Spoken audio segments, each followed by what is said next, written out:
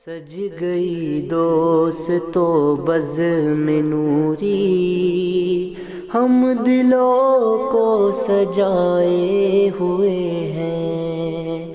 آج موسم آج موسم ہے کتنا سہانا، میرے سرکار آئے ہوئے ہیں۔ السلام علیکم ورحمۃ اللہ وبرکاتہ۔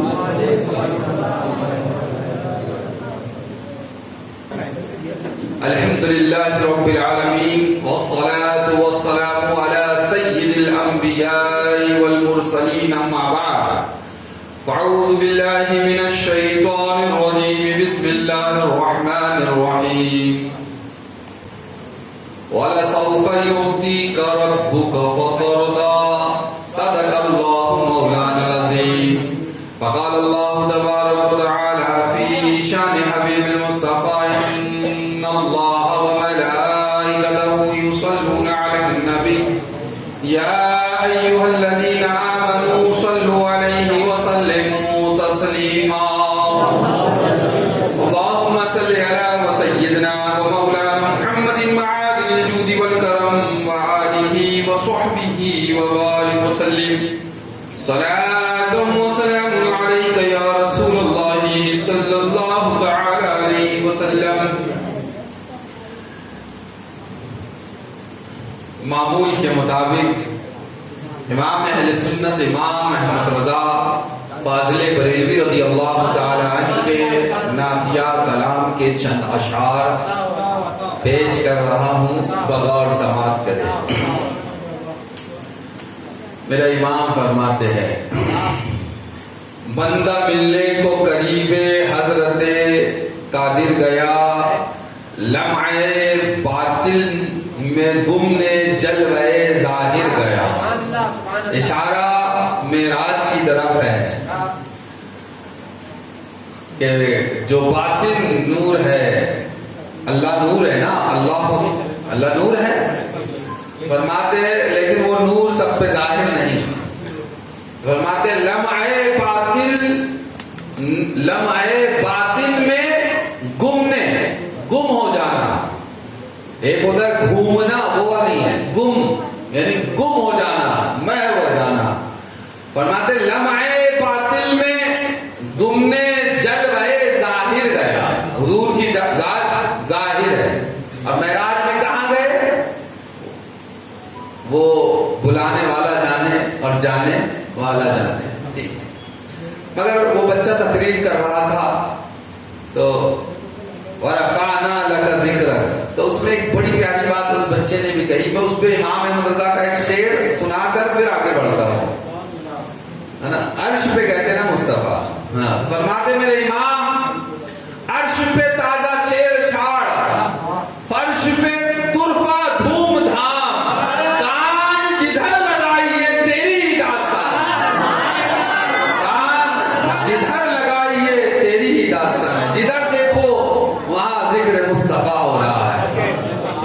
پھر فرماتے ہیں تیری مرضی پا گیا سورج پھرا الٹے قدم، تیری مرضی پا گیا سورج پھرا الٹے قدم، تیری انگلی اڑ گئی مہکا کلیجہ چر گیا۔ حضور کی انگلی اٹھی، چاند دو ٹکڑے ہو گیا۔ لیکن ایک اور شعر سناتا ہوں۔ جب دنیا چاند کے اوپر گئی تو ان کی اپنی ایک ریسرچ ہے کہ اس کے اندر کافی میل لمبی ایک شگاف ہے، یعنی ایک درار ہے چاند کے اندر۔ لیکن جب امام احمد رضا فاضل بریلوی رضی اللہ تعالیٰ نے یہ شعر لکھا ہوگا تو شاید اس شگاف کو دیکھنے کے لیے ایسی کوئی ذرائع تو تھے نہیں، لیکن میرے امام فرماتے ہیں برقے انگشت نبی، انگشت برق کہتے ہیں بجلی کو، فرماتے برقے انگشت نبی چمکی تھی اس پر ایک بار، برقے انگشت نبی چمکی تھی اس پر ایک بار، سینے ماہ میں آج تک ہے سینے ماہ میں نشانے سوختہ، سوختہ کہتے چر جانے کو، جل جانے کو،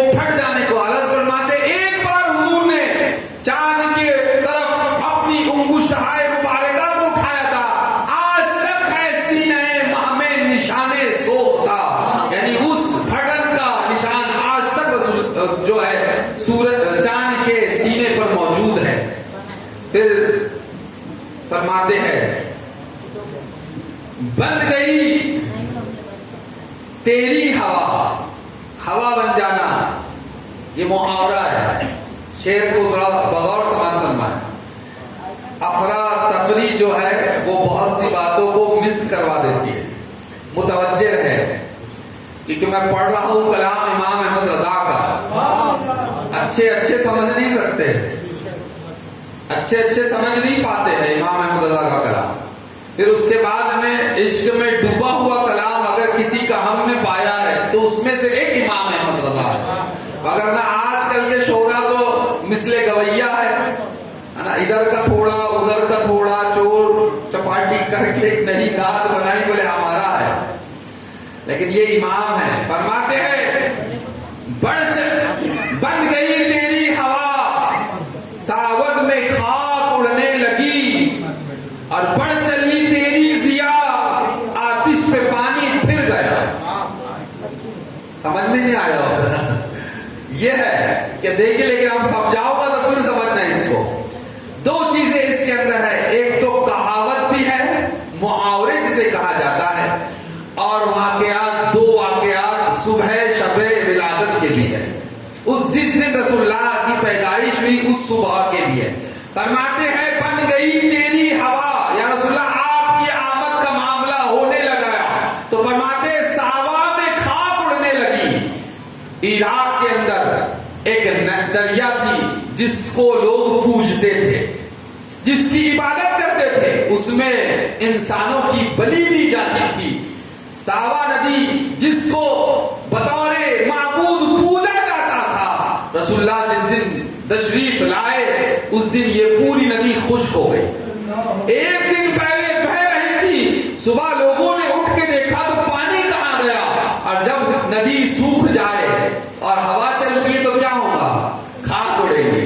لیکن جب کوئی برباد بھی ہو جاتا ہے تو بولتے ہیں کہ اس کے کاروبار پر خاک اڑ گئی، یعنی اس کی بربادی آ گئی. عرض فرماتے بن گئی تیری ہوا، ساوا میں خاک اڑنے لگی، اور بڑھ چلی تیری ضیا، روشنی.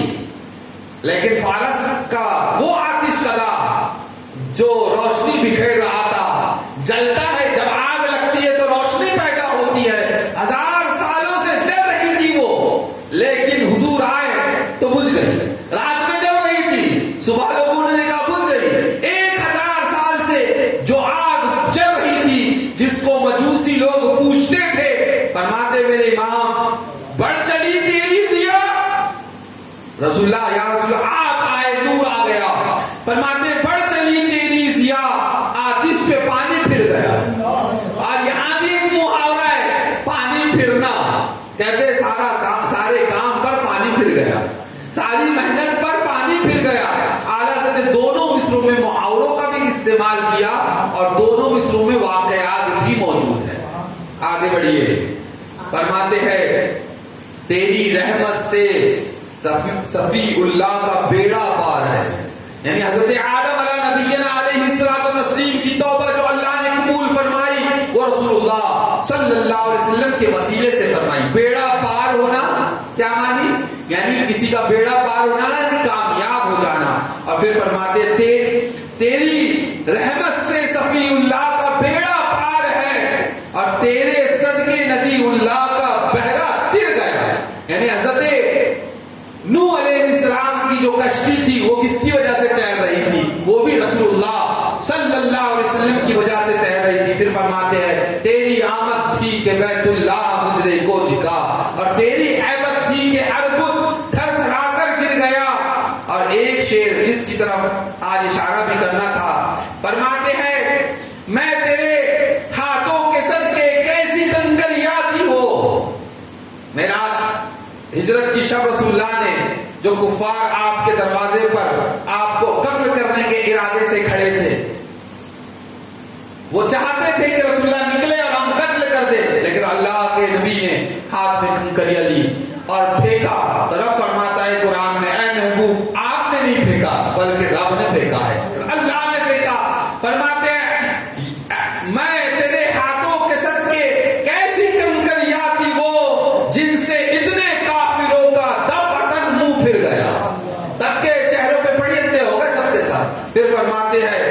کیوں جناب ابو ہریرہ کیسا تھا وہ جام شیر جس سے 70 صاحبوں کا دودھ سے منہ پھر گیا.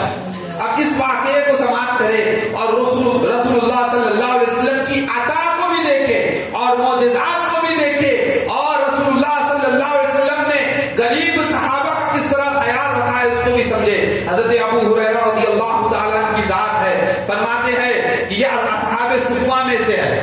یعنی اصحاب صفہ وہ لوگ, وہ صحابہ جو ہما وقت رسول اللہ کی بارگاہ میں حاضر رہتے. ان کے گھردار نہیں تھے, کھانے کا انتظام صحابہ اکرام کیا کرتے تھے. فرماتے ایک دن مجھ پہ بھوک کا غلبہ ہوا اور حالت پیش آئی تو میں انتظار میں رہا کہ کوئی آئے تو میری حاجت پوری کر دے. میں نے دیکھا کہ سامنے سے صدیق اکبر رضی اللہ تعالیٰ تشریف لا رہے ہیں. میں نے سوچا کوئی مسئلہ پوچھتا ہوں, شاید میری ضرورت کو حضرت ابوبکر صدیق سمجھ جائیں گے تو میری حاجت کو پورا کر دیں گے. میں نے مسئلہ پوچھا, حضرت صدیق اکبر نے اس کا جواب دیا اور آگے بڑھ گئے. پھر میں مایوس ہوا تو لیکن میں دیکھتا ہوں کہ حضرت عمر تشریف لا رہے ہیں. میں نے سوچا چلو ان سے کوئی مسئلہ پوچھ لیتا ہوں, شاید یہ سمجھ جائے تو میری حاجت کو پورا کر دے. حضرت عمر آئے تو میں نے مسئلہ پوچھا, لیکن حضرت عمر بھی مسئلے کا جواب دے کر رخصت ہو گئے. اب میں مایوس ہوں لیکن دیکھتا ہوں کہ سامنے سے رسول اللہ تشریف لا رہے ہیں. رسول اللہ تشریف لا رہے ہیں. میں اسی ارادے سے آگے بڑھا. رسول اللہ فرماتے ہیں اے ابو ہریرہ چلو ساتھ میں گھر چلتے ہیں.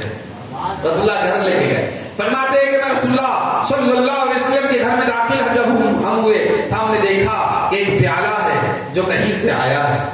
ایک پیالہ ہے جو کہیں سے آیا ہے, اس میں دودھ ہے. رسول اللہ صلی اللہ علیہ وسلم نے فرمایا اے ابو ہریرہ جاؤ اصحاب صفہ کو بلا لاؤ. بھوک لگی ہے ابو ہریرہ کو, دودھ کا پیالہ ایک ہے. رسول اللہ فرماتے ہیں اصحاب صفہ کو بلا کے لاؤ. وہ 70 صحابہ کی جماعت ہے.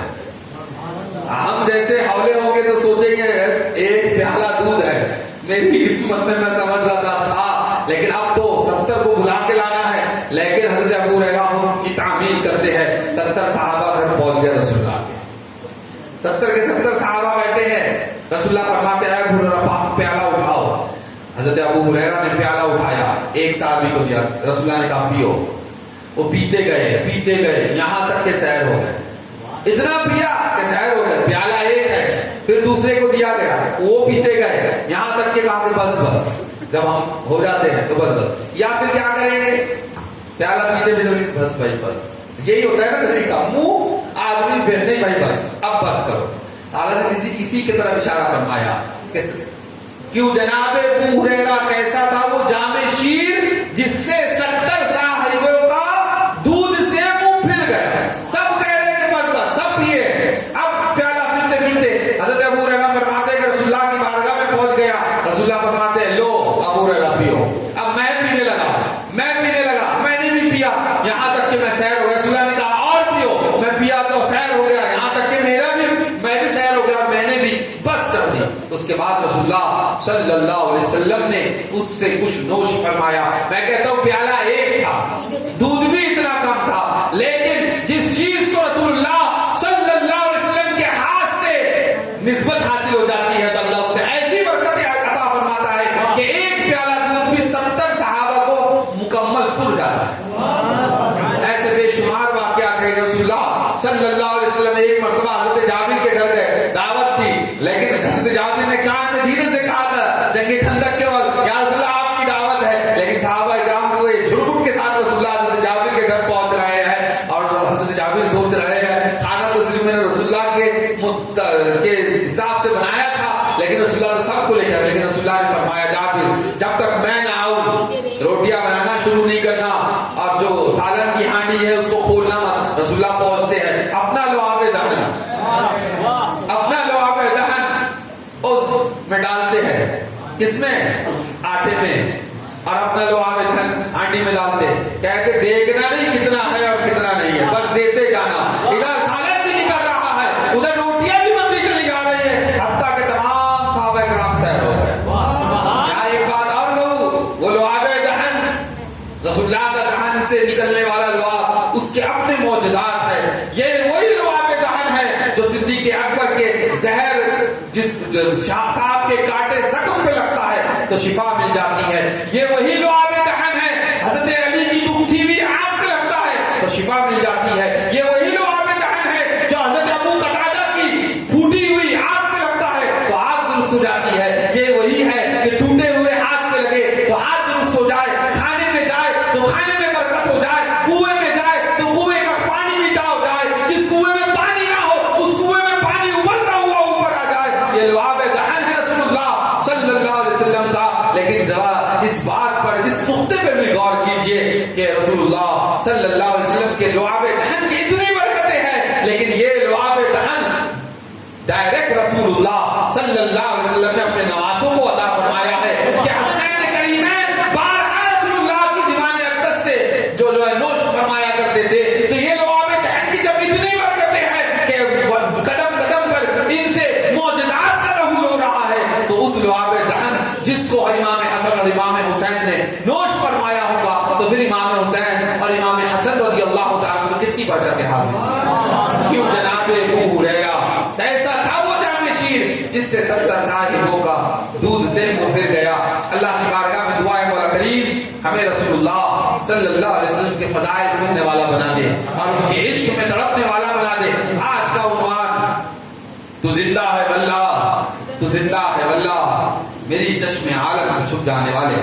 حالانکہ اراکین انجمن آئے تھے تو میں نے سوچا تھا کہ اس تعلق سے بھی اور کام کے تعلق سے بھی کچھ گفتگو کروں گا, مگر جن کو سنانا تھا اگر وہی نہیں انجمن تو موجود ہے رہتے تو میں ضرور ان کو سناتا کہ کام کیا ہوتا ہے اور کام کی برکتیں کیا ہوتی ہے. وقت فرصت ہے کہاں, کام ابھی باقی ہے, بس میں توحید کا دنیا میں اتمام ابھی باقی ہے. اور کام وہ لے لیجئے تم کو جو راضی کرے, ٹھیک ہو نام رضا تم پہ کروڑوں درود. ہاں کام دنیا میں لوگ مختلف قسم کے کام کرتے ہیں, لیکن کام تو وہی اچھا ہوتا ہے جس سے اللہ اور اس کا رسول راضی ہو جائے. وگرنہ دنیا کے اندر زمانے نے دیکھا ہے کہ لوگ بڑے جاہ و منصب والے تھے, بڑی حکومتیں والے تھے, لیکن شیطان نے انہی کو اپنا شکار بنایا. وہ نمرود بادشاہ تھا, خدا منوانے پہ تل گیا کہ مجھے خدا جانو. فرعون تھا, طاقتور تھا, اپنے آپ کو خدا منوانے پر اتاولا ہو گیا. قارون تھا, دولت کا انبار تھا, زکات مانگی حضرت موسیٰ نے نہیں دیا. لیکن جب دولت کا خمار اور شہرت کا خمار اور حکومت کا خمار آدمی کے دماغ پہ چڑھتا ہے تو پھر وہ غرق ہو جایا کرتا ہے. زمانے نے دیکھا کہ نمرود نے اپنے آپ کو خدا منوایا تو اللہ نے اس کے سر پہ جوتے پڑوائے. آپ نے سنا ہے کہ نہیں سنا ہے واقعہ نمرود کا؟ ہاں, نمرود وہ ایسا بادشاہ جس نے حضرت ابراہیم کے لیے آگ لائی اور حضرت ابراہیم کو آگ میں ڈالا, لیکن زمانے نے دیکھا کہ بے خطر کود پڑا آتی سے نمرود میں عشق, بے خطر, کوئی ڈر ہی نہیں تھا, حضرت ابراہیم کود پڑے. لیکن 400 سال اس کے ایسے گزرے کہ اس نے بڑی شان و شوکت کے ساتھ میں اپنے تخت کے اوپر راج کیا 400 سال تک. لیکن پھر اللہ نے جب اس کو ذلیل کرنا چاہا تو ایک مچھر, بلکہ علماء نے یہ بھی لکھا کہ وہ مچھر جو تھا لنگڑا تھا, ہاں پوری ٹانگیں بھی نہیں تھی اس کو, لنگڑا مچھر اس کی ناک میں گھسا اور پھر وہ زندہ رہا. اللہ نے اس کو بھی حیات دی, مگر نہ مچھر کی حیات کتنی ہو سکتی ہے, چند مہینے, چند سال, اس سے زیادہ نہیں ہو سکتی. لیکن اللہ نے جب وہ اس کے دماغ میں گھسا مچھر تو اللہ نے اس کو بھی حیات دی اور 400 سال نمرود پہ وہ گزرے کہ حکیموں نے کہا کہ وہ اندر جب دماغ میں چڑھ گیا تو وہاں کل کل کرتا تھا. حالانکہ وہ اس کے رہنے کی جگہ نہیں ہے, لیکن اللہ قادر مطلق ہے, وہ جہاں چاہے زندگی دے دے, جسے چاہے جہاں رکھے اسے وہاں رکھا اللہ نے. اور جب وہ کل کل کرتا تو اس کو بڑا شدید درد ہوتا اور یہ پگلے چالے کرنے لگتا. تو حکیموں نے کہا کہ اس کا علاج یہ ہے کہ 2 ایسے لوگ ہو جو آزو بازو اس کے دربار میں کھڑے رہے, اس کے پاس ہما وقت رہے. جب وہ کل کل کرے اندر اور اس پہ دورہ پڑے تو علاج یہ ہے کہ ان کے ہاتھوں میں جوتیاں ہو اور وہ اس کے سر کے اوپر برسائے, جس کی وجہ سے وہ اندر سے شانت ہو جائے تو اس کو بھی راحت مل جائے گی. اللہ نے 400 سال وہ نمرود جو دنیا پہ حکومت کا دعوے دار تھا, وہ نمرود جو خدائی کا دعوے دار تھا, لیکن اللہ نے ایسا دلیل کیا کہ 400 سال اپنے ہی خادموں سے اپنے سر کے اوپر جوتی کھاتا رہا. اللہ قادر مطلق ہے. لیکن زمانے نے دیکھا کہ نمرود حضرت موسیٰ کے سامنے آیا ہے, لیکن وہی قارون تھا جس کے پاس انبار کا دولت کا، زکات نہیں دیا حضرت موسیٰ کو، تو اللہ نے اس کے پورے مال کے ساتھ میں اسے زمین کے اندر دھسا دیا۔ کہنے کا مطلب یہ ہے کہ غرور ان چیزوں پہ نہ ہو، بلکہ نظر اللہ کی رحمت پہ ہونا چاہیے کہ اللہ نے اگر جو منصب ہمیں عطا فرمایا ہے تو اس منصب کا حق ادا کرے۔ اگر آپ کسی کمیٹی کے ممبر ہیں تو اس کا حق ادا کرے۔ اگر آپ کو ممبر و محراب کا وارث بنایا ہے اللہ نے اور ورثۃ الانبیاء کا تاج آپ کے سر پہ پہنایا ہے، تو ضرورت اس چیز کی بھی ہے کہ اللہ نے آپ کو علم سے نوازا ہے تو آپ اس علم کا بھی پورا حق ادا کرے، ورنہ پھر قیامت کا دن ہے۔ اللہ کے نبی علیہ السلام ارشاد فرماتے ہیں کہ بندہ اللہ کے سامنے سے قدم نہ ہٹا پائے گا جب تک کہ 5 سوالوں کا جواب نہ دے سکے۔ تھوڑا سمجھے اس چیز کو، 5 سوالوں کا جواب نہ دے سکے۔ اور وہ 5 سوال کیا ہے؟ فرماتے ہیں اللہ پوچھے گا پہلا سوال کہ بتا ہم نے تجھے عمر دی تھی کہاں گزاری؟ یہ زندگی ہمیں اللہ نے دی ہے، اس کے تعلق سے سوال ہوگا کہ بتا ہم نے تجھے زندگی دی تھی، زندگی کس کام میں گزاری؟ کیا تم نے عبادت کی؟ کیا میرے فرمودات پر عمل کیا؟ جو احکامات میں نے تجھ پہ نافذ کیے تھے اس کو تم نے ادا کیا؟ کیا تم نے غریبوں کا خیال رکھا؟ کیا تم نے مسکینوں کا خیال رکھا؟ کیا تم نے بیواؤں کا خیال رکھا؟ کیا تم نے یتیموں کا خیال رکھا کہ نہیں رکھا؟ بتا تو صحیح۔ حقوق اللہ اور حقوق العباد پر تم نے عمل کیا کہ نہیں کیا؟ یہ سوال ہوگا۔ بتا عمر کیسے گزاری، کہاں گزاری عمر؟ لیکن اس کے بعد دوسرا سوال ہوگا بتا تم نے جوانی کہاں گزاری؟ نوجوانوں، عمر کے ساتھ میں جوانی آ چکی ہے، عمر کے ساتھ جوانی کا شمار ہو چکا ہے، لیکن جوانی کے لیے ایسا کوشچن ہو رہا ہے کہ بتا جوانی کہاں گزاری؟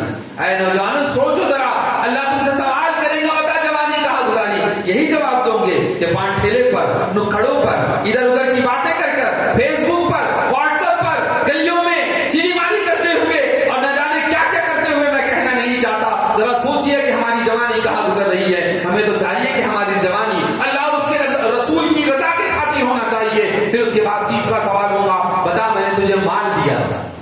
یاد رکھیے مال جو تم کو اللہ نے دیا ہے وہ اللہ کا فضل ہے، مگر اللہ چاہے تو آنے واحد کے اندر سوریا سے تمہیں زمین پہ لا سکتا ہے، انبار ہوں گے دولتوں کے لیکن وقت پہ ضائع ہو سکتے ہیں۔ اور زمانے نے دیکھا کہ امیر ہوتے ہیں لیکن وقت ایسا بھی گزرتا ہے کہ فقیر ہو جاتے ہیں۔ اللہ کہے گا کہ مال میں نے دیا تھا بتا کہاں خرچ کیا، کیسے کمایا؟ بتا پہلے کمایا کیسے؟ حرام ذریعے سے کمایا یہ جائز ذریعے سے کمایا؟ بتا جس چیزوں کو میرے محبوب نے حرام کیا تھا، جس کو ہم نے حرام کر دیا تھا تمہارے اوپر، کیا تم نے اس طریقے سے کمایا ہے؟ پھر ہوگا سوال بتا کمایا کہاں سے؟ اور چوتھا سوال ہوگا خرچ کہاں کیا؟ آج شان بگاڑنے کے لیے، آج اپنی جھوٹی شوکت اور شان دکھانے کے لیے لوگ بے تحاشا پیسوں کو خرچ کرتے ہیں۔ شادی نہیں معلوم ہوتی ہے، ہر وہ تمام چیزیں، آج تو گانے بجانے والوں کو بلایا جا رہا ہے، بلکہ ہمارے شہر میں تو یہ ہو رہا ہے کہ خواجہ سراؤں کو ہزاروں روپیہ دے کر اپنے گھروں پہ بلایا جاتا ہے اور ان سے رقص کی محفلیں سجائی جاتی ہے۔ بتائیے نکاح منسلتی کارڈ کے اوپر لکھا ہوا ہے کہ نبی کی سنت ادا کرنے کے نام پر کتنی خرافاتیں ہیں جو شادی کے نام پر آپ کرتے ہو نظر آتے ہو۔ اللہ پوچھے گا بتا مال کہاں سے کمایا اور کہاں خرچ کیا؟ کیا زنا کے لیے خرچ تو نہیں کیا؟ کیا کسی کو قتل کرنے کے لیے خرچ تو نہیں کیا؟ کسی کا مال غصب کرنے کے لیے تو خرچ نہیں کیا؟ بتا مال کہاں سے کمایا اور کہاں خرچ کیا ہے؟ پھر اس کے بعد میں آخری سوال ہوگا ان لوگوں سے خاص طور پر جن کو ورثۃ الانبیاء بنایا گیا ہے، انبیاء کا وارث بنایا گیا ہے، ان سے سوال ہوگا بتا ہم نے تجھے علم دیا تھا اس پہ کتنا عمل کیا؟ ہم نے علم دیا، علم بھی اللہ کا فضل ہے، بتا ہم نے تجھے علم دیا کہاں اس پہ کتنا عمل کیا ہے؟ یہ سوال ہونے والے ہیں، ضروری نہیں ہے اللہ کی بارگاہ میں سجدہ شکر ادا کرے۔ اگر اللہ نے آپ کو دولت دی ہے تو راہ خدا میں خرچ کرنے والے بن جاؤ۔ اگر اللہ نے آپ کو جاہو منصب دیا ہے تو اس کا صحیح استعمال کر کے اسے راہ خدا کے اندر لگائے دے، اپنے وقت کو بھی، اپنے مال کو بھی، اپنی شہرت کو بھی، اپنی دولت کو بھی اللہ کی رضا کے لیے راہ خدا میں صرف کرے۔ آج کیا وجہ ہے کہ دین کے نام پر ہمارے جیب جو ہے بڑے تنگ ہو جاتے ہیں، بڑے تنگ ہو جاتے ہیں۔ میں کسی کی طرف تعریف نہیں کر رہا یا میں کسی کے سائڈ نہیں لے رہا، لیکن یاد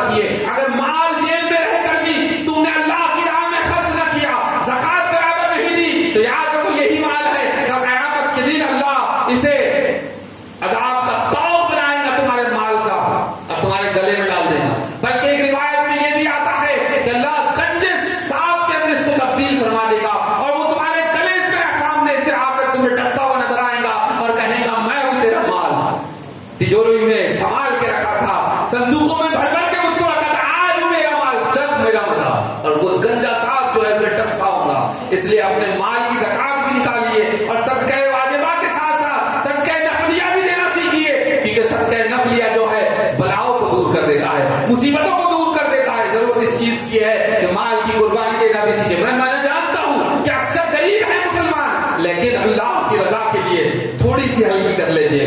यहाँ पर मैंने कल ही बताया था, मिकदार नहीं देखी जाती है, खुलूस देखा जाता है। अगर खुलूस के साथ में अल्लाह की राह में 10 रुपए भी आप दोगे, वो ज्यादा अहमियत के हामिल है दिखावे के आधार से। तो 10 रुपए भी अगर तुम्हारे जेब से राह खुदा में अगर खर्च करने के लिए नहीं निकल रहे हैं, तो फिर सोचना चाहिए। आपके पास वक्त है तो वक्त राह खुदा में लगाए, दौलत है तो दौलत राह खुदा में लगाए। और फिर ये जब चीजें अम्र बिल मारूफ व नही अनिल मुनकर हमने छोड़ दिया, ये हमारा काम था इस उम्मत का। आज ये जो महफिल 10 दिन सजाई गई, इसका मकसद क्या है? भलाई का हुक्म देना और बुराई से रोकना। अल्लाह के नबी अलैहि तैय्यब व सना कि इस उम्मत को तमाम उम्मतों में सबसे अफजल इसलिए किया गया कि इसकी ड्यूटी लगाई गई है। ये काम अंबिया का था। अंबिया आते उम्मत को अम्र बिल मारूफ करते, यानी नेकी का हुक्म देते और बुराई से रोकते। लेकिन फिर जमाना गुजरता, लोगों के अंदर बदकारियों आम हो जाती, गुनाह आम हो जाते, फिर अल्लाह नबी भेज देता, फिर नबी भेज देता, फिर उसके बाद वो नबी आते, फिर दीन की तबलीग करते, फिर वो जाते, फिर गुनाह आ जाते, तो नबी आते रहे, ये सिलसिला चलता रहा। लेकिन जब नबी आखिर समा सल्लल्लाहु अलैहि वसल्लम दुनिया में तशरीफ लाए, खातिमुन नबिय्यीन बन के तशरीफ लाए, नबूवत का दरवाजा बंद हो चुका, तो अब ये काम आपके सुपुर्द कर दिया गया। इसलिए आपको बेहतरीन उम्मत कहा गया और आपके ऊपर एक काम दिया गया कि आप वो लोग हो जो भलाई का हुक्म देते हो और बुराई से रोकते हो। अगर बज़्म नूरी का मकसद यही होना चाहिए कि हम लोगों को बुराई की तरफ से बुराई से रोकेंगे और भलाई के कामों में लगा देंगे, ये मकसद है। अगर इसके अलावा कुछ है तो फिर आएगा है सारी मेहनतें। ये मेरा बोलना रहेगा, आपका सुनना रहेगा, इनके इंतजाम रहेगा, कोई मतलब नहीं है। लेकिन मतलब ये होना, अल्लाह ने हमें बेहतरीन उम्मत बनाया और हमें एक ड्यूटी दी है, एक काम दिया है कि आपका हर एक का काम है। ऐसा नहीं है कि ये काम सिर्फ मौलाना का है, नहीं, बल्कि हर आम आदमी का भी काम है। अगर वो ईमान के कुछ दर्जात है, अगर वो कोई बुराई को होते हुए देखे, जुल्म को होते हुए देखे, तो उसका काम यह है कि हाथ पढ़ने अगर अल्लाह ने ताकत दी है, उसे रुतबा दिया है, उसे पावर दिया है, तो फौरन हाथ से बढ़कर उस बुरे काम को रोके। और अगर नहीं रोक सकता, ये पहला दर्जा है, अगर नहीं रोक सकता तो फिर दिल में उसे बुरा जाने कि यार गलत काम हो रहा है, नहीं, उसे ज़ुबान से बोले। सेकंड नंबर पर यह है कि उसे ज़ुबान से बोले, नहीं भाई तुम गलत कर रहा है। हाथ से नहीं रोक सकते तो कम से कम मुंह से बोले उसको कि तू गलत कर रहा है। अगर मुंह से भी नहीं बोल सकते तो फिर आखिरी दर्जा है, कम से कम उसे दिल में तो गलत जाने। लेकिन आज हमारे माशरे का आलम यह है, कुजा हाथ से रोकना, कुजा मुंह से बोलना, ये तो तमाम चीजें दिल से भी बुरा नहीं जानते बुरे को, दिल से भी बुरा नहीं जानते बुरे को, बल्कि कहते जो जो कर रहा करने दो, अपने को क्या करना, अपने को क्या करना, पूछा जाएगा। बता, उम्र दी थी, जवानी दी थी, कहां सर्फ किया? तो अल्लाह की राह में अगर इसको नहीं लगाया है तो फिर तो बड़ी मुश्किल होने वाली है, बड़ी मुश्किल। और अगर आप सुन्नी हैं और यहाँ अगर ये मिजाज लोगों ने अगर आपको दे दिया है कि कुछ भी करो, अपन तो टनाटन सुन्नी बाबा सीधा जन्नत में जाएंगे, ऐसा नहीं होता। ये खाम ख्याली से बात निकली है। हुजूर की बारगाह से शफाअत है, यकीनन है, मेरे हुजूर का कयामत के दिन बचा लेंगे। लेकिन हुजूर की बारगाह में हाजिर तो किस हाल में होना चाहता है, किस हाल में होना चाहता है, जरा सोच तो सही। लेकिन आज ये बात इसलिए की कि ये मेरा दर्द दिल है। आज कौम को चाहिए कि वो उठे, अल्हम्दुलिल्लाह, जो जिस मनसब पे है वहां से काम करे, जो जिस मनसब पे है वहां से काम करे। अल्लाह ने सबको कुछ ना कुछ कुदरत दी, कुछ ना कुछ कुदरत दी। अल्हम्दुलिल्लाह आपके यहाँ पर जो है अंजुमन, अल्लाह ने उसे बड़ा मकाम दिया, उन्होंने काम किया है। मैंने सुना है कि बहुत काम करते हैं और माशाअल्लाह जिस अंदाज में अंजुमन ने अइम्मा इकराम और मुअज्जिनीन की पेमेंट का इंतजाम किया है, काबिल तारीफ है, काबिल तारीफ है।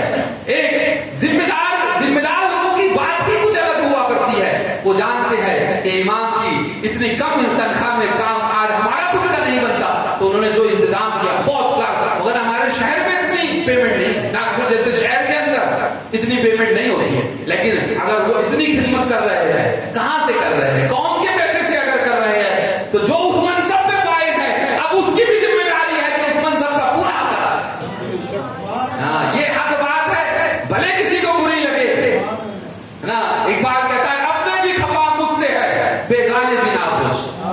अपने भी खफा हो गए, मौलाना बहुत सख्त बोलते, इतनी टाइट बात करना पड़ता क्या?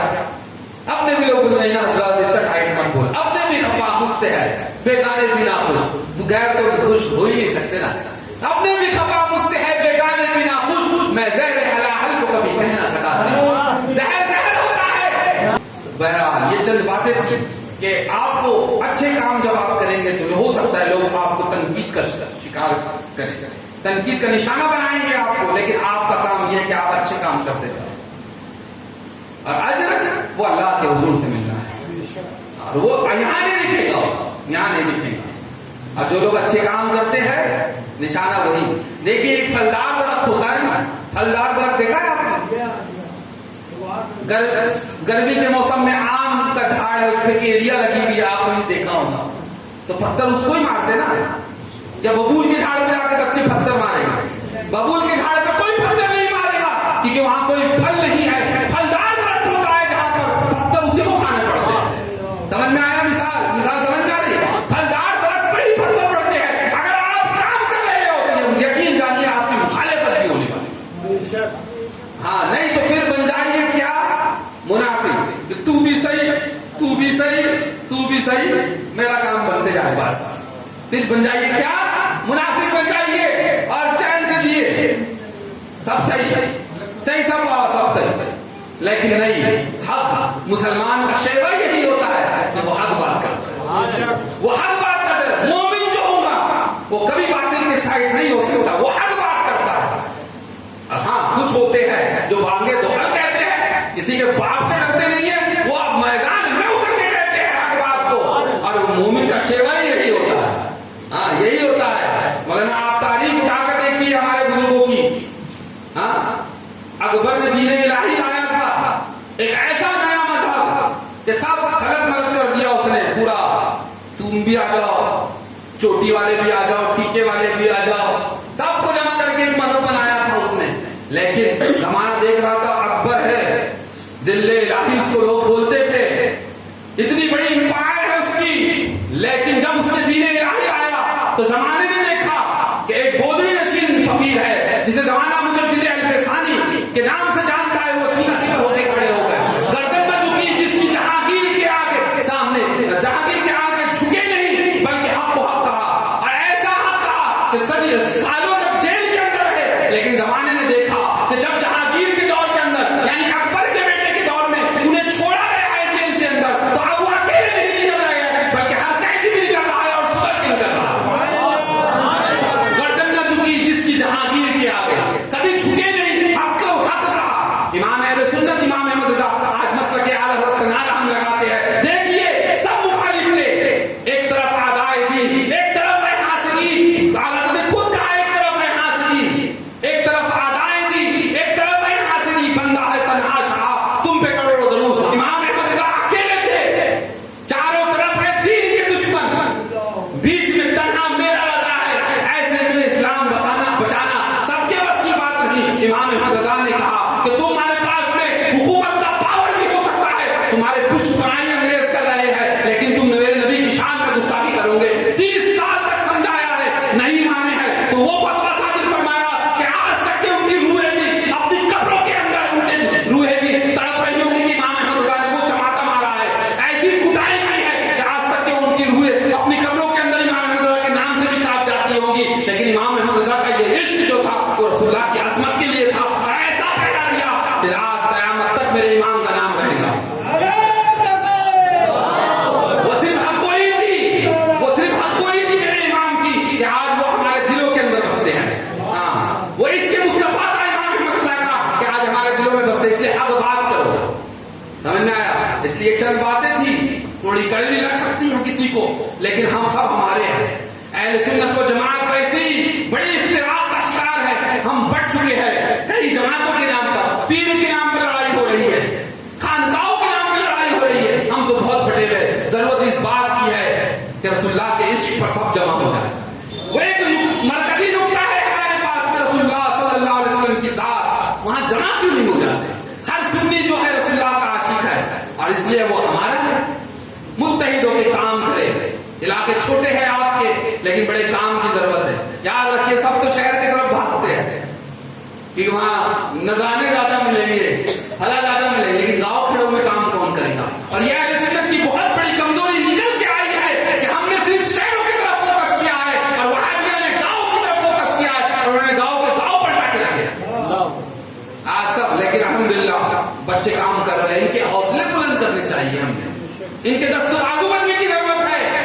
کہ میں جاتا ہوں نیو پین جیسے چھوٹے جگہ پہ گیا ہوں, میں چانا بیٹا بھی گیا ہوں, اور بھی جگہ جاؤں گا انشاءاللہ. اگر زندگی رہی تو چھوٹے علاقوں میں جا کے کام کرنے کی ضرورت ہے. اگر کوئی کر رہا ہے تو تنقید کا شکار اس کے نہ بنائے, بلکہ اس کے ساتھ محبت کے ساتھ پیش آئے.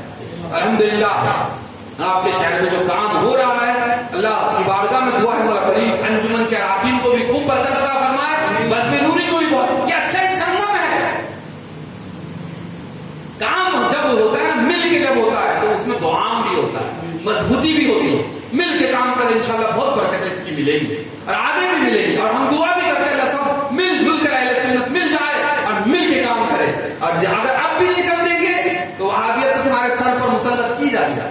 وہ ایسا سیند لگاتے ہیں تمہارے علاقوں میں تمہیں خبر بھی نہیں لگتی. بہرحال یہاں پر تو الحمدللہ سنی ہی اکثریت میں ہے. اور الحمدللہ عید میلاد النبی کا پیغام بھی یہی ہوتا ہے. جلوس کا مقصد صرف گلیوں میں پھرنے کا نام نہیں ہے, وہاں یہ بتانا ہوتا ہے کہ ہم متحد ہیں. وہاں یہ بتانا مقصود ہوتا ہے کہ ہم متحد ہیں. وہاں پر تم کو ہر سلسلے والا بھی دکھے گا, ہر فکر والا بھی دکھے گا, ہم متحد ہیں, یہ بتانا ضروری ہوتا ہے.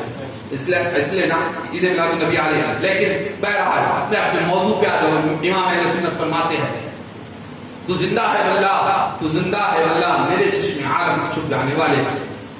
یہ ایک متنازع مسئلہ ہے اور اہل سنت و جماعت اور ہمارے اکابر کا شروع سے یہی قول رہا کہ ہمارا عقیدہ یہ ہے کہ نبی اکرم نور مجسم صلی اللہ علیہ وسلم اپنی قبر انور میں حیات برزخی حسی حقیقی دنیاوی حیات کے ساتھ اپنے روضہ مبارک میں آرام فرمائے. یہ ہمارا عقیدہ ہے, یہ ہمارا عقیدہ ہے. اور عقیدہ یہ اہل سنت کا ہمیشہ سے رہا کہ حضور حیات ہے.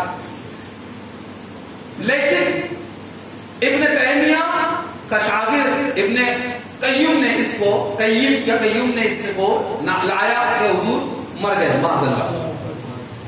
اور یہ بہت بعد میں ہوا, وگرنہ صحابہ کا عقیدہ ان کے عمل سے ظاہر تھا کہ حضور کی وہ حیات کے قائل ہے.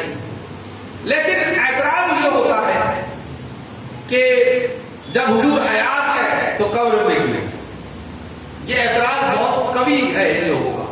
لیکن میں بہت آسان انداز میں سمجھانے کی کوشش کروں گا کہ اگر علمی بحث ہم کریں تو آپ کے سر کے اوپر سے جائیں گے, لیکن آپ کے عوام کی سوچ فکر کو پہنچ جائے گا, وہ بات کرنے میں زیادہ عافیت ہوتی ہے. دیکھیے نبی اکرم صلی اللہ علیہ وسلم ایک دن خطبہ دے رہے ہیں, فرمایا حضور نے کہ بے شک اللہ نے ایک بندے کو اختیار دیا. کیا فرمایا رسول اللہ نے؟ کہ بے شک اللہ نے ایک بندے کو اختیار دیا ہے کہ وہ چاہے تو دنیا کو قبول کرے یا اس چیز کو قبول کرے جو اللہ کے پاس ہے. رسول اللہ نے ایک بندے کی بات کی ہے, لیکن تمام صحابہ کرام خاموش ہے. لیکن ایک صادق اکبر ہے, ایک عاشق اکبر ہے جو زاروں قطار ہو رہا ہے, وہ حضرت صدیق اکبر رضی اللہ تعالیٰ عنہ کی ذات ہے. حضرت ابو بکر صدیق رو رہے ہیں, بہت روئے آپ نے. تو لوگ حیرت میں پڑ گئے کہ رسول اللہ تو ایک بندے کی بات کر رہے ہیں جس کا نام ظاہر نہیں کیا رسول اللہ نے, لیکن حضرت ابو بکر صدیق اس طرح رو کیوں رہے ہیں؟ لیکن صحابہ کرام فرماتے ہیں ہم اس دن اس بات کو جان گئے جس دن رسول اللہ صلی اللہ علیہ وسلم اس دنیا فانی سے رخصت ہوئے کہ وہ جو جس بندے کی بات کر رہے تھے رسول اللہ, وہ کوئی اور نہیں بلکہ خود رسول اللہ صلی اللہ علیہ وسلم کی ذات. اب میں پوچھتا ہوں یہاں پر اس حدیث سے حیات کیسے ثابت ہو؟ دیکھیے آپ کی زندگی اور ہماری زندگی میں بہت فرق ہے, سمجھ میں؟ آپ کی زندگی, ہم لوگوں کی زندگی جو ہے اس میں اور حضور کی زندگی میں بہت فرق ہے. کیسے؟ کہ ہمارے پاس فرشتہ آ کے پوچھتا نہیں کہ میں موت کا فرشتہ ہوں, تمہاری روح لینے آیا, اجازت نہیں لیتا. وہ تو وقت آئے گا, آ جائے گا, روح لے گا اور چلا جائے گا. وہ کسی سے پوچھتا نہیں, کسی سے اجازت نہیں لیتا. یہاں اجازت کی بات نہیں ہے, یہاں اختیار کی بات ہے. نہیں سمجھے؟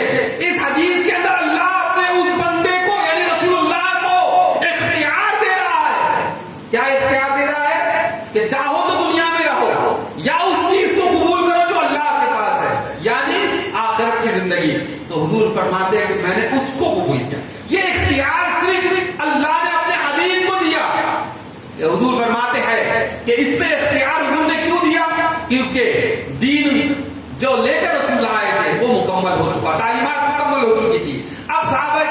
ایک جماعت تھی اور قرآن کا وہ حکم تھا کل نفس ذائقۃ الموت کہ ہر نفس کو موت کا مزہ چکھنا ہے، یہ وعدہ الہی ہے، تو اس کا پورا ہونا بھی ضروری تھا۔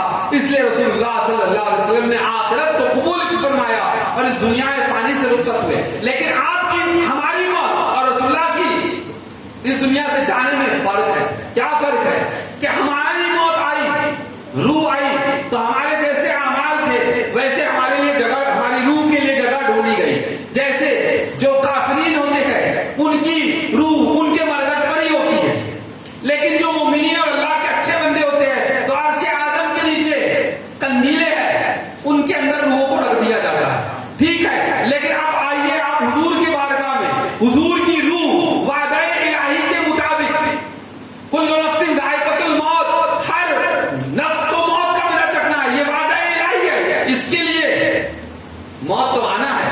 تو حضور کو ایک آن کے لیے روح نکالی گئی، روح نکالی گئی، لیکن اب سوال یہ پیدا ہوا اس روح کو رکھا کہاں جائے گا؟ ہاں تو آپ بتائیے پوری کائنات میں اس روح کے لیے سب سے بہترین جگہ کیا ہے؟ کیا ہے؟ آپ کی عقل کیا کہے گی؟ وہ یہ ہے کہ ہمارے علماء کا اس پہ اتفاق ہے کہ پوری کائنات کے اندر وہ خطۂ زمین جو نبی اکرم نور مجسم صلی اللہ علیہ وسلم کے جسم اقدس سے ٹچ ہے، وہ ساری کائنات میں سب سے افضل ہے، یہاں تک کہ عرش اعظم سے بھی افضل وہ زمین ہے، لیکن اس کو وہ افضلیت پوری کائنات کے اندر کس کی وجہ سے ملی؟ جسم اقدس کی وجہ سے ملی کہ پوری کائنات کے اندر جب روح نکالی گئی تو پوری کائنات کے اندر اس جسم مبارک سے بہتر کوئی جگہ تھی ہی نہیں جہاں روح کو رکھا جائے، تو مطلب یہ ہوا کہ اس روح کو اسی جسم کے اندر پلٹا دیا گیا، لوٹا دیا گیا، روح نکالی گئی، وعدہ الہی پورا ہوا اور پھر اس روح کو واپس جسم اقدس میں واپس کر دیا گیا، ٹھیک ہے۔ لیکن اس عمل میں یہ ہوا کہ وہ ایک پردہ، برزخی پردہ ہے جو اب ہمارے اور حضور کے درمیان ہے، حیات وہی ہے لیکن وہ ایک آن کی موت نے، ہے نا، ان کو بھی اجر آنی ہے، فقط اتنی کہ آنی ہے، لمحے کے لیے ہے، اور پھر اس کے بعد وہی جسم نورانی ہے نا، وہی جسم ہے، سمجھ میں آیا؟ اب وہ ایک جو ہے پردہ ہے، سمجھ میں آیا، جو برزخی پردہ ہے کہ حضور عالم برزخ میں ہے، لیکن اپنے جسموں اور جسمانیات کے ساتھ رسول اللہ صلی اللہ علیہ وسلم اپنی قبر انور میں ہے۔ اب دیکھیے اس کی ایک مثال اور میں آپ کو دیتا ہوں کہ نبی اکرم صلی اللہ علیہ وسلم اس دنیا میں ہے، لیکن قرآن جو ہے وہ قیامت تک کے لیے سب کا ایمان ہے اس پر، اور قرآن قیامت تک کے اللہ نے اس کی حفاظت کا ذمہ خود لیا ہے۔ تو قرآن یہ کہتا ہے، آپ نے وہ آیت کریمہ بارہا تقاریر میں سنی ہوں گی، مجرم بلائے آتے ہیں جاؤ کا ہے گواہ، ہے نا، کیا فرمایا اللہ قرآن حکیم والفرقان مجید میں ارشاد فرماتا ہے، اے لوگوں جب تم اپنی جانوں پر ظلم کر بیٹھے، جب گناہ ہو جائے بڑا، کوئی گناہ ہو جائے تو میرے حبیب کی بارگاہ میں آؤ، ہے قرآن کی آیت، میرے حبیب کی بارگاہ میں آؤ۔ تو پہلی بات گناہ ہوا، رب حکم دے رہا ہے کہ جا، کہاں جا؟ میرے حبیب کی بارگاہ میں جا، یہ حکم کس نے دیا؟ رب نے دیا، ٹھیک ہے۔ اب اس کے بعد کیا؟ پھر فرماتے ہیں کہ اب پھر اس بارگاہ میں جا اور اللہ کی بارگاہ میں توبہ کر، اور نبی بھی تیرے لیے سفارش کرے، کیا کرے؟ نبی تیرے لیے کیا کرے؟ سفارش کرے، تیرے لیے دعائے استغفار کرے، تو تو ضرور اللہ کو توبہ قبول کرنے والا پائے گا۔ سمجھ میں آیا؟ اب بتائیے مجھے، میں آج قیامت تک کے لیے حکم ہے یا صرف حیات تک کے تک ظاہر ہے؟ قرآن تو قیامت تک کے لیے ہے۔ اب کسی نے اپنی جان پر ظلم کیا اور اسے وہ لمحہ میسر آیا کہ وہ حضور کی بارگاہ میں حاضر ہو جائے اور پھر اللہ سے دعا کرے، اور نبی اکرم نور مجسم صلی اللہ علیہ وسلم اس کے لیے دعائے استغفار کرے، تو اللہ کو ضرور تو کیا پائے گا؟ توبہ قبول کرنے والا فرمائے گا۔ اب میں پوچھتا ہوں کہ رسول اللہ کی بارگاہ میں حاضری خود کون کام کروا رہا ہے, رب کروا رہا ہے, اور یہ بھی کہہ رہا ہے کہ دعا کر, تو اپنے گناہوں سے توبہ کر, اور میرا نبی بھی تیرے لیے دعا استغفار کرے گا. اس بات سے پتہ لگا کہ حضور اپنے قبر انور کے اندر جو کوئی حضور کی بارگاہ میں آ کر اللہ سے اپنے گناہوں کے لیے توبہ کرتا ہے تو حضور اس کے لیے دعائے مغفرت کرتے ہیں. تو دعائے مغفرت کرنے کے لیے حیا ثابت ہوئی یہ نہیں ہوئی؟ حیا ثابت ہو گئی تو پھر ضرور ہم اللہ کو توبہ قبول کرنے والا پاتے ہیں. اب ایک اور بات سمجھیے یہاں پر کہ ہم سب کلمہ پڑھتے ہیں. اختصار کرو گے کہ میں نے تمہید میں بہت وقت لے لیا. ہم کلمہ پڑھتے ہیں. کیا ہے کلمہ؟ لا الہ الا اللہ محمد رسول اللہ. سب پڑھتے ہیں, یاد ہے نا سب کو؟ ہاں, جتنے کی شادی نہیں ہوئی ہے وہ 3 کلمے اور ایمان مفصل اور ایمان مجمل یاد کر کے رکھنا, نہیں تو پھر حضرت نکاح پڑھانے آئیں گے تو پیر کانپیں گے. کہاں مولانا صاحب کلمہ سنتے, کہاں مولانا صاحب کلمہ سنتے. نکاح کے وقت سب کی حالت خراب رہتی ہے نا. تو پہلے سے یاد کر لینا 3 کلمے اور ایمان مجمل ایمان مفصل یاد کر لینا. کر لیں گے نا. ہاں, بزم نوری کا یہی پیغام ہے, کچھ سیکھیے, ہاں دین سیکھیے. بہرحال کلمہ پڑھتے, اس کا ترجمہ کیا ہے؟ کون ہے اس دنیا کے اندر جو اس کا ترجمہ یہ کرے گا کہ اللہ کے سوا کوئی معبود نہیں اور محمد رسول اللہ صلی اللہ علیہ وسلم اللہ کے رسول تھے؟ کرے گا کوئی یہ ترجمہ کرے گا؟ نہیں. کیا ترجمہ کرتے ہیں کہ جناب رسول اللہ محمد رسول اللہ صلی اللہ علیہ وسلم اللہ کے رسول ہے, تو آئے کے لیے حیات میں ضروری ہے. اور ایک اور آیت کریمہ اللہ فرماتا ہے وما ارسلناک الا رحمۃ للعالمین.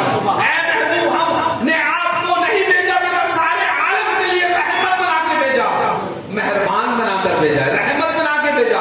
ظاہر سی بات ہے جب رحمت ہوئے سارے عالم کے لیے تو جب تک عالم رہے گا تو جو رحمت ہے اس کو بھی رہنا ہے. نہیں سمجھے؟ ارے عالم ہے, یہ دنیا ہے, تو جو اس دنیا پہ رحمت ہے وہ فنا ہو جائے, ہو ہی نہیں سکتا, وہ ہو ہی نہیں سکتا. یعنی حضور ہے اپنی حیات ظاہری کے ساتھ, اس لیے یہ ساری کائنات قائم ہے. سمجھے؟ اب جس دن قیامت آئے گی اللہ سب چیز کو ختم کر, سور پھونکا جائے گا.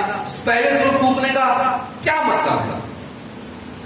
قیامت آئے گی اس دن پورا عالم اللہ فنا پڑے, یہاں تک کہ سور پھونکنے والے فرشتے بھی اور خود سور بھی جو ہے بنا, سب صرف اللہ کی ذات بچی ہوگی. تو جب تک یہ عالم ہے تو جو عالم پہ رحمت ہے اس کا بھی رہنا ضروری ہے. تو پھر رحمت ہے اور عالم نہیں, یہ عالم ہے رحمت نہیں, یہ ہو نہیں سکتا. تو اس سے بھی پتہ لگا کہ حضور کی حیات جسمانی موجود ہے. اور بھی بہت سارے واقعات ہیں اور دلائل کی جہاں تک کی بات ہے کہ وہ صحابہ اور تابعین کا عمل ہے کہ وہ بارگاہ رسالت میں حاضر آج بھی جاتے ہیں. تو یہاں بولے کہ یا رسول اللہ کہنا ان کے نزدیک شرک ہے, لیکن آپ جائیے وہاں مواد شریف کے سامنے تو کہتے نہیں وہاں حکم ہے, تو پھر وہاں ندا کیوں ہے؟ مردہ سمجھ کے ہے یا زندہ سمجھ کے ہے؟ الصلاۃ والسلام علیک یا رسول اللہ, یا رسول اللہ, وہ ندا وہاں کیوں ہے؟ وہ ندا اس لیے ہے کہ حضور سنتے ہیں. آخری ایک اور دلیل, حیات نہیں مانتے ہیں, اپنے بچوں کو درود پڑھنا سکھائے.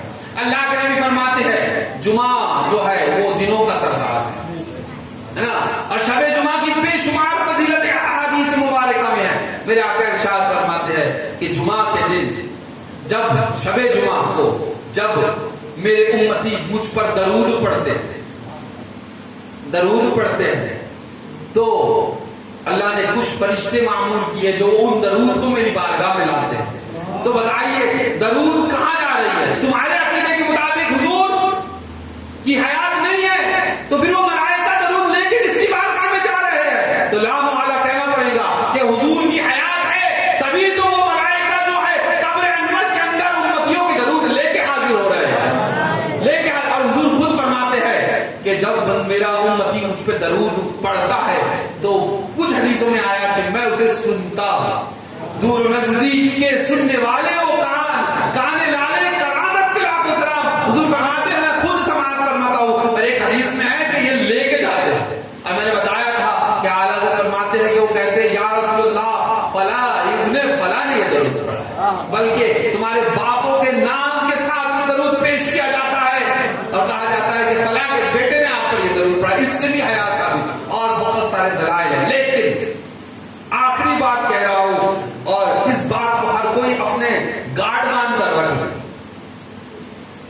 جگہ ایسی ہوتی ہے جہاں ہمیں آگ بند کرنا پڑتا ہے. کیا کرنا پڑتا ہے؟ آگ بند کر کے یقین کرنا ہے، آگ بند کر کے. اور بتاؤ پوری کائنات میں صرف حضور ہی کی ذات ہے جہاں جو بات حضور کی ہے تو آگ بند کر دے. بھئی یہ میرے کو نہیں سننا، تو نکل. تھوڑے ڈیری لائے اپنے اندر. کوئی اگر کہے کہ حضور سے نہیں مانگنا، چل نکل. میرا انداز یہی ہے. تجھ سے اور جنت سے کیا مطلب؟ دور ہو، چل. بنائے اپنا انداز. یہ اہل سنت کی، سنیوں کی بہت بڑی کمزوری ہے کہ وہ اعتراض داغ دیتا ہے، یہ لے کر آتے ہیں. ہم مولانا سے پوچھتے ہیں کیوں اعتراض کے منہ کو ٹھپ کر نہیں ہوتا. بدلے میں بند کرو گے ٹوٹی میں سے نکل کر بولے گا. اس لیے اعتراض سننا نہیں، کہنا تجھ سے اور جنت سے کیا مطلب. چل بنائے اپنا یہ انداز. جب تک کہ بنائیں گے نہیں، ارے ان سے کون سی نرمی کا پہلو رکھے ہم. ابن خطل رسول اللہ کی شان میں گستاخی کرتا تھا. فتح مکہ کے دن رسول اللہ نے کہا جہاں ملے وہاں مار دو. لیکن وہ بھی شاعرہ تھا، تھوڑا سوچا تھا، بچ جانے کا طریقہ نکالا. اس نے کیا کیا؟ کعبے کے گلاف میں چھپ گئے. ڈھونڈ رہے ہیں صحابہ. فرمایا یا رسول اللہ کعبے کے گلاف میں چھپا ہوا ہے. کہا وہیں کھاتا. عشق اپنے فیصلے لینے میں بڑا دلیر ہوتا ہے. تو تھوڑے دلیر بنو. کہے کہ حضور سے نہیں مانگنا، نکل.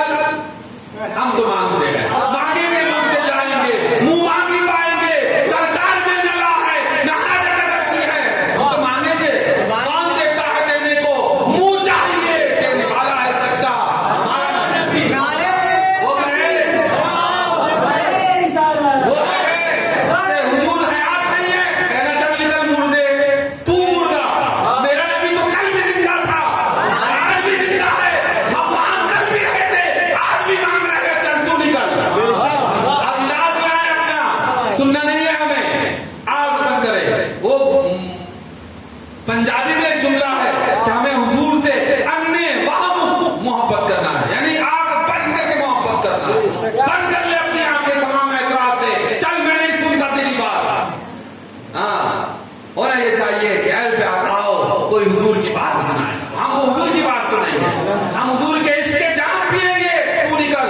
لیکن ہم تھوڑی سی رشتہ داری کے لیے، ہم تھوڑی سی دوستی کے لیے ان سے دوستی رکھتے ہیں. یاد رکھو بہت برا پھنسو گے. بہت برا پھنسو گے. کیوں؟ چچا کہہ رہے تھے 2 شعر، اسی پہ ختم کرتا ہوں. انہیں جانا، انہیں مانا، نہ رکھا غیر سے کام. نبی سے جو ہو بے جانا، اسے دل سے جدا کر دے. پدر مادر برادر جان مال ان پر فدا کر دے. انہیں جانا، انہیں مانا، نہ رکھا غیر سے کام. للہ الحمد میں دنیا سے مسلمان گیا اور آج لے ان کی پناہ. آج مان. انہیں حاضر و ناظر بھی مان، انہیں عالم غیب بھی مان، انہیں ان کی حیات بھی مان، ان کی عطا بھی مان. آج مان. مگر نہ وہ فرعون کہاں ڈوبا تھا؟ دریائے نیل میں. تو ڈوبنے لگا تو کہتا ہے کہ میں ایمان لایا موسیٰ اور ہارون کے رب پر. لیکن کہا نہیں، اب تو نے عذاب دیکھ لیا ہے، اب تیرا ایمان کسی کام کا نہیں. تو کل قیامت کے دن بھی سب دیکھ رہے ہوں گے. ساری محفل تو حضور کے لیے سجی ہے.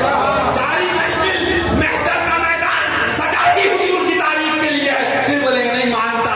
نہیں، آج لے ان کی پناہ. آج مدد مانگ ان سے. کل نہ مانیں گے. قیامت میں مدد مان گیا. قیامت میں حضور کی شان و شوکت دیکھ کر، آپ کا رتبہ دیکھ کر، آپ کا مقام دیکھ کر کل مانے گا. کسی کام کا نہیں. آندے منہ جہنم میں ڈالا جائے گا. آندے منہ جہنم میں ڈالا جائے گا. لیکن وہاں کوئی وہ بھی ہوں گے لاکھ گناہ کر کے آئیں گے، لاکھ گناہ کر کے آئیں گے، لیکن شمع مصطفیٰ، عشق مصطفیٰ کی شمع لے کے جائیں گے. تو کیا ہوگا؟ لحد میں عشق رکے، شہر کا داغ لے کے چلے. اندھیری رات سنی تھی، چراغ لے کے چلے. چراغ مصطفیٰ، عشق مصطفیٰ کا چراغ اپنے دلوں میں جلا کے جائیں گے. تو پھر قبر میں لہرائیں گے، حشر چشمے نور کے جلوہ فرما ہوگی جب طلعت رسول اللہ. اس لیے حضور کے بارے میں بات کوئی مخالفت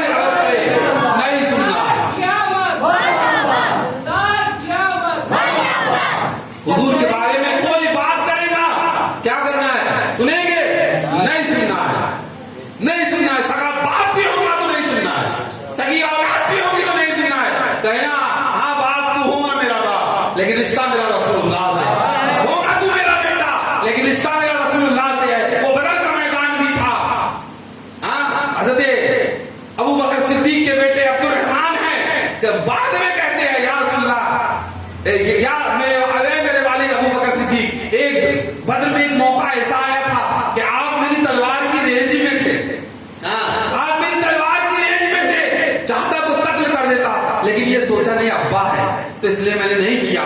لیکن جانیے وہ صدیق اکبر رضی اللہ تعالیٰ عنہ کا جواب سنیے، فرماتے ہیں بیٹا تو میرا بیٹا ضرور ہے، لیکن اس دن تو اگر میری تلوار کی طرف میں آتا تو چھوڑتا نہیں، یہ جانتا بیٹا تو ہوگا، لیکن رسول اللہ کا گستاخ ایک قتل کر دیتا۔ یہ عشق ہوتا ہے، یہ عشق ہوتا ہے۔ وہ ازواج مطہرات میں ابو سفیان جو بعد میں ایمان لائے، حضرت ابو سفیان ان کی بیٹی ازواج مطہرات میں سے ہے۔ ایک دن باپ بیٹی سے ملنے گھر آیا ہے، باپ بیٹی سے ملنے گھر آیا ہے، ایمان نہیں لایا ہے۔ رسول اللہ کے بستر پر جیسے ہی بیٹھنا چاہا، بیٹی باپ سے کہہ رہی ہے ابا اٹھ جاؤ، ہوں گے میرے باپ، لیکن یہ رسول اللہ کا بستر ہے، آپ ایماندار نہیں ہیں، ایمان والے نہیں ہیں، حالت کفر میں ہے، ناپاک ہے، آپ کے ابا اٹھ جاؤ، ابا اٹھ جاؤ، بستر پہ بیٹھایا نہیں۔ یہ عشق ہوتا ہے، باپ بیٹی کو اٹھا رہا ہے، بیٹی باپ کو اٹھا رہی ہے، ابا اٹھ جاؤ،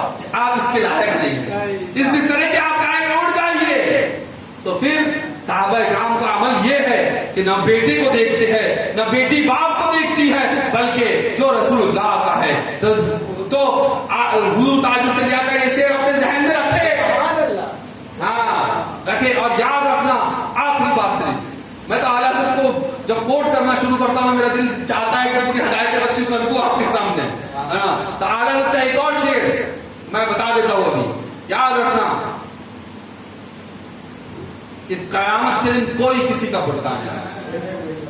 آج جس کے لیے تم لوگ سارے الٹے سیدھے کام کرتے ہو، سب سے قریبی لوگ کون ہیں؟ باپ، بھائی، بہن، بیٹے، بیٹیاں، انہی کے لیے کرتے نا، کل قیامت کے دن سب بھاگ جائیں گے، سب بھاگ جائیں گے۔ کون آتا ہے؟ چلو موت سے شروع کرتا ہوں، بیٹا مر جائے تو کتنا روئیں گی ماں، آتی ہے قبر میں، بولو نا اس کو اتنا پیارا ہے تو رکھ لے پاس میں، نہیں رکھیں گی نہیں، کیوں؟ سڑ جائے گا۔ محبت کرتی تھی، زندگی بھر چومائے اپنے اولاد کو، موت کے بعد رکھتی ہے؟ نہیں رکھتی۔ کہیں گے جا قبر میں ساتھ میں جائیں گی؟ نہیں جائیں گی۔ جہاں سب چھوڑتے ہیں، پھر چھوڑتے بھی کیسا ہے؟ ایسا مٹی ڈالتے ہیں، منہ پہ مٹی ڈال کر آتے ہیں۔ وہاں دوست بھی ہے جس کے ساتھ رات رات بھر گھومتے پھرتا تھا، وہ دوست بھی تیرے منہ پہ مٹی ڈال کے آئے گا۔ جس کے لیے تُو نے فجر کی نمازیں چھوڑی رات کو جگ کر، رسول اللہ کی تعلیمات کو پیچھے پش ڈال کر جن دوستوں کے ساتھ گھومتا رہا، وہ دوست بھی تمہیں تمہاری دوستی کا صلہ یہ دیں گے کہ منو من مٹی ڈال کر تمہارے چہرے پر آئیں گے۔ لیکن پھر کیا ہوگا؟ جہاں سب چھوڑیں گے نا، ماں جب ایک لوتے کو چھوڑے، ہے نا، ماں جب ایک لوتے کو چھوڑے، آہ آہ کہہ کے بلاتے یہ ہے، جہاں سب چھوڑیں گے وہاں رسول اللہ تشریف لائیں گے اپنے امتی کے لیے، قبر میں لہرائیں گے۔ ہاں پھر یہ بھی بات ہوگی نا کہ کل جو عاشق صادق ہوگا، ہاں ویسے بننا پڑے گا، مگر ایسے نہیں ٹنکی خالی ہے بولے میں عاشق رسول، پانی نہیں نکل رہا ٹنکی سے، نہ بنو، عشق مصطفیٰ کا جام بھرو اپنے اندر پہلے، ہاں تو پھر فرشتے آ کے پوچھیں گے کہ ان کے بارے میں کیا کہتا ہے، تو پھر کہہ دینا ان کے بارے میں پوچھ رہا، مر کے پہنچا ہوں یہاں، اس دن مر کے پہنچا ہوں، اب تو پائے ناز سے اے فرشتوں میں کیوں اٹھوں، مر کے پہنچا ہوں یہاں، اس دن ربا کے واسطے اللہ کی بارگاہ میں دعا ہے مولا کریم ہم تمام کو صراط مستقیم پہ گامزن فرمائے، عمل خیر کی توفیق رفیق عطا فرمائے، ایمان پر جلائے، ایمان پہ خاتمہ بالخیر عطا فرمائے۔ واخر دعوانا الحمدللہ۔ کل کا عنوان آخری بات بہت اہم ہے، وقت پر آئیے، دو صحباب کو لائیے، میں مانتا ہوں بہت جگہ جلسے ہوں گے، لیکن کل کا عنوان ہے ناموس رسالت صلی اللہ علیہ وسلم اور ہماری ذمہ داری۔ کل کا عنوان بہت اہم ہے میرے عزیزوں، میں خود آپ کو دعوت دے رہا ہوں، مجھے نہیں میں نہیں جانتا مجھے بولنا آتا ہے کہ نہیں آتا، یا میری باتوں میں اثر ہے کہ نہیں ہے، میں نہیں جانتا، لیکن ناموس رسالت ایک ایسا کالم ہے کہ اگر اس کے تعلق سے اگر ہم نے تیاری نہیں کی، یاد رکھو تو پھر ہم چلتے پھرتے مردے ہیں۔ اگر اس موضوع پر ہم بات سننے یا سنانے کے لیے تیار ہیں، کل کا موضوع بڑا اہم ہے میرے عزیزوں، کل وقت پہ آئے. میں 10:30 بجے پہنچتا ہوں, میری تقریر کا ٹائم ہے 10:30 ہے. تو کل تشریف لائیے انشاءاللہ. بہت اہم موضوع ہے اور بہت پیاری گفتگو انشاءاللہ کل ہوں گی. اللہ نے چاہا تو ضرور ہوں گی انشاءاللہ. اللہ مجھے بھی زبان عطا فرمائے اور آپ کو سننے والے کان عطا فرمائے. وآخر دعوانا الحمدللہ رب العالمین.